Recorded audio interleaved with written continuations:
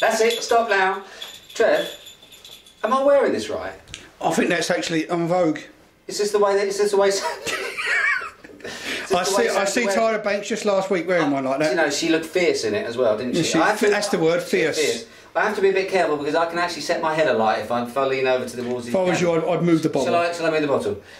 Move the bobble. Hello everyone and welcome to yet another day, another Christmas beer on Beer Sweden's Advent Beer Calendar 2010. That's right, yeah? We're right. That's it. Today we are going to be trying... Lucia, that was good, wasn't it, yesterday? Still one of these left. What's the matter? Lost your appetite? Today we're going to be trying another beer. Now this beer was one of the 44 Christmas beers released in the Systembolaget a couple of weeks ago. 44? 44. Thank goodness there's not 44 days of Christmas, Trev, otherwise we'll get sick and tired of it. It's from, of course, our good friends at Spendrups, and it is basically the brewery's Christmas special, Yule Special. Okay, can you see that, Trev? And I'll tell you what I'm going to do, so that I don't forget, because I've been a bit forgetful the last couple of episodes, haven't I? I'm going to clip my fingers right now. Go on. Okay? Just get over and done with. Back. We're back. We're back to normal service has been resumed in the Beer Sweden Christmas studio. What do you think of the studio, by the way, Trev? Getting used to it now? Very attractive. Anyway, here we go. I'm going to open this one. This is a 7%. I know nothing about this beer, other than the fact it's a 7% Bock, which means it's basically a strong lager. I believe it's actually brewed using, and I'm reading off the back label now, yeah, Munchen and caramel and Pilsner malts. Munchen caramel and Pilsner malts. And it's supposed to have some citrus and a little bit of Nalica, which is cloves, in it as well. Let's pour it up and see what we are getting from it. Hold it up for you, Trev. Look at this. Actually, after the last few days when we've had very dark sorts of beers, very sort of brown, ruby, this is a nice new colour to us. This one's very deep honey sort of colour to it, I think that's fair to say. And a very nice, thick head to it, I must say. Attractive looking beer, Trev. Very attractive looking beer. Shall we give it a whirl? Go on in. Should we do that?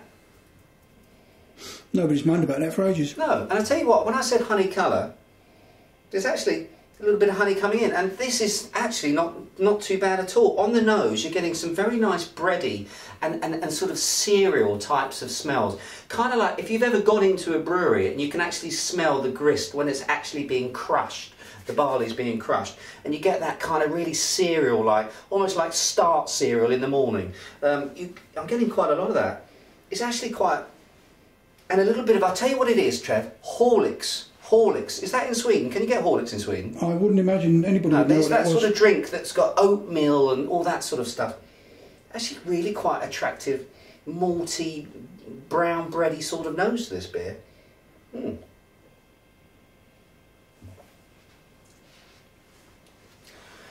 And in the mouthfeel, yeah, absolutely. Getting, what I feel like is I'm getting something like some sort of toast with honey actually smeared over it. Nothing wrong with that. That's pretty much sums it up to me.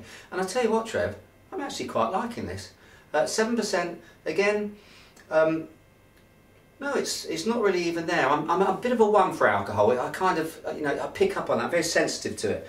But in this one, it's not there at all. This is actually quite good stuff, and I can see this working incredibly well on the Christmas table with the hams, a little bit of mustard, something like that. It's got a nice sweetness to it, which will be a very good counterpoint to things like, you know, cheeses, harder cheeses, aged cheddars, that sort of thing.